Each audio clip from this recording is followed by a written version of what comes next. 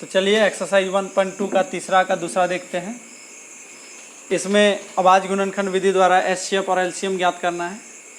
तो सबसे पहले हम क्या कर सकते हैं, इसका अभाज्य गुणनखंड निकाल सकते हैं। 17 का अभाज्य गुणनखंड, इसमें हम देखते हैं 17 का अभाज्य गुणनखंड जब लिखते हैं तो 17 में किसी से नहीं, एक और स्वयं 17 से भाग लगता है, यानी हम इसको 17 से भाग दे सकते हैं जो एक बार में लगता है। तो इसको हम गुणनखंड के रूप में अगर तोड़े तो 1 गुना 17 लिख सकते हैं।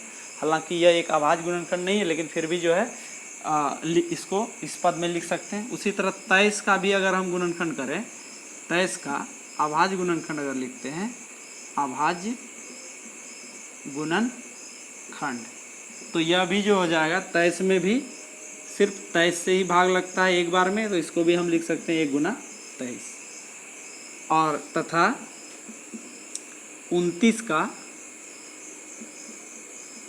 अभाज्य गुणनखंड, अगर 29 का अभाज्य गुणनखंड की बात करें तो इसमें भी 29 में भी सिर्फ 29 से भाग लगता है एक बार में, तो इसको भी लिखेंगे 1 गुना 29। अब अगर इसका हम एचसीएफ ज्ञात करें तो जैसे कि हम जानते हैं कि एचसीएफ जो है दी गई अभाज्य संख्याओं, जो भी संख्याएं यहाँ दी गई है, इसका जो अभाज्य गुणनखंड है, उस अभाज्य गुणनखंड का जो सबसे कॉमन टर्म होता है उसका हाईएस्ट सबसे मतलब छोटी घात जो है वो एचसीएफ कहलाता है। तो हम देखते हैं कि यहाँ पर तो कॉमन तो 1 है और सबका घात क्या है, 1 ही है। तो हम लिख सकते हैं अतः 17, 23 तथा 29 का एचसीएफ जो तीनों में कॉमन हो, ये तीनों संख्याओं का अभाज्य गुणनखंड जो निकालें इसमें कॉमन देखते हैं 1, 1 और 1 आ रहा, इसलिए जो कॉमन पद है वही जो है इसका एचसीएफ हो जाएगा।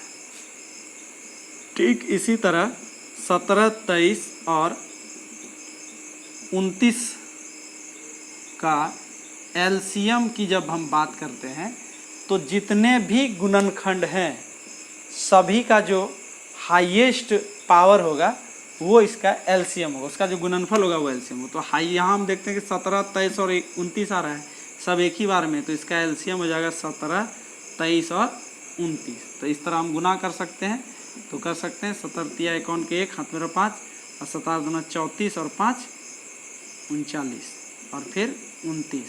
अब इसको गुना कर लेते हैं यहाँ पर 391 गुना 29, 9 का 9, 9 नमा 81 और 9 तिया 27, 27 और 8 हो गया 35, 2 का 2, 2 नमा 18, 1 बचा 2 तिया 6 1 7। तो इस तरह हो गया 9,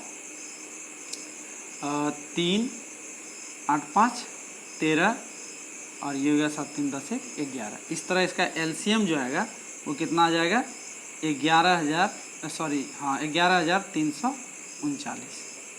तो इस तरह से जो है ये 17, 23 और 29 का अभाज्य गुणनखंड विधि द्वारा एचसीएफ और एलसीएम ज्ञात हो चुका है।